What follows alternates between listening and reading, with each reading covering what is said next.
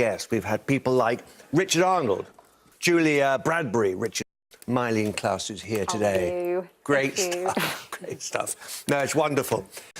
Myleene Klass. Still in work. And this is your last day here. I know that it's your first week, and don't you dare be too busy to come back again. I thought you were going to say, don't you dare mess this up. It's the final. Thank you. I would love to come back. Thank you. All right. Brilliant stuff. So, shadiest as of a beach, for example.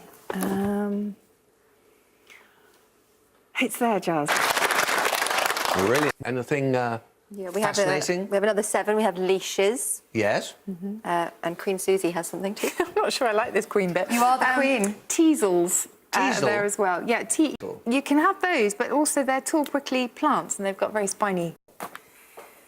Odorize is fine, but Andy, there's no odorizer, there's no... Bad luck indeed. I'm going to startle you by saying that's exactly what we got, and that's it. That's where we're resting. Anything else? Nothing else. That's it. Well spotted. Very good. Very good. Yeah. Well done. Well done. What? 7 hiding in there as well. Yes. Abdomen. Got an 8, so it doesn't really matter. No. Anything else? Nothing else, no. Nothing else. Thank you.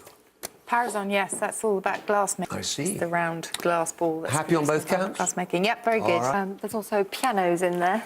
Why not?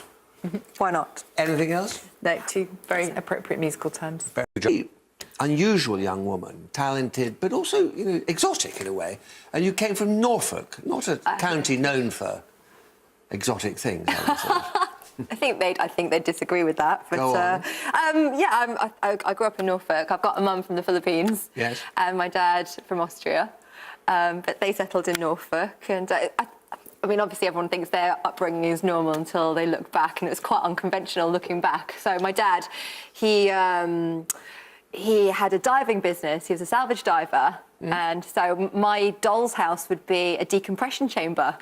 It was almost such an ink to put a diver in, but yes, it was quite an unusual way to grow up. And later on I went to sea with him because he was also in the Merchant Navy. So my job would be, as the ship's writer, I would help keep the log, and that's where my love of astronomy started off, because he would show me how they'd use sextants and how the sailors of old would guide themselves via the stars. So it was a nice way to grow up.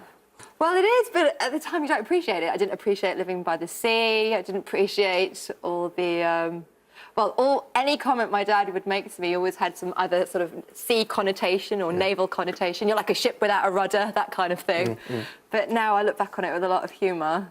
So sort of heavy suits, or was he with like tanks? the Krabby Morgans and all right? sorts. Yeah, again, in the garden, my job would be to move all the bricks that would be the weights that the divers would weigh themselves down with. And then again, I would build like Wendy houses or dolls houses with it.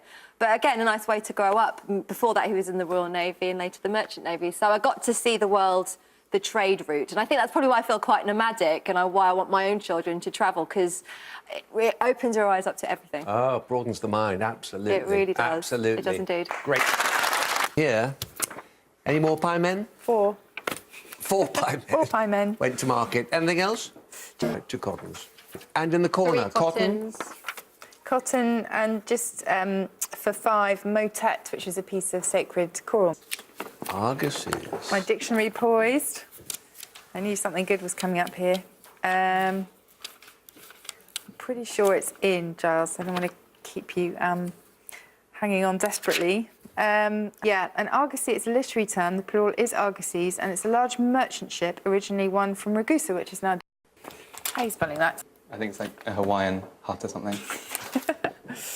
It is. It's an ancient Hawaiian temple, actually, more than E-I-A-U. Now then, Myleene. We're just in the corner on that. That's it?